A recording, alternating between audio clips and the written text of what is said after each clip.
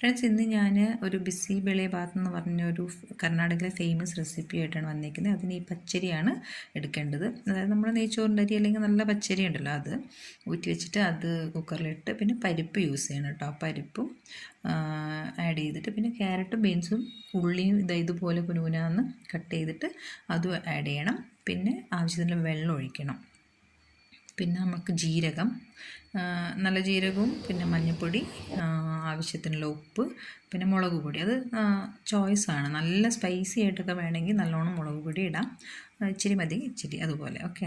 പിന്നെ ഉപ്പ് ആവശ്യത്തിന് ഇട്ടിട്ട് ഇതിൻ്റെ ഒരു മസാല കിട്ടാനുണ്ട്. ബിസി ബെളെബാത്തിൻ്റെ, ബിസി എന്ന് വെച്ചാൽ ചൂടാണ് കേട്ടോ. ഇത് ചൂടോടെ കഴിക്കാനാണ് അടിപൊളി. അപ്പോൾ അതിൻ്റെ മസാല ഇട്ടിട്ട് നമ്മൾ 2 വിസിൽ, അരിക്ക് ഡിപ്പെൻഡായിട്ടാണ് വിസിൽ. അപ്പോൾ ഇതിന് ബസ്മതി റൈസിലുണ്ടാക്കും, അതാണെങ്കിൽ 2 വിസിൽ.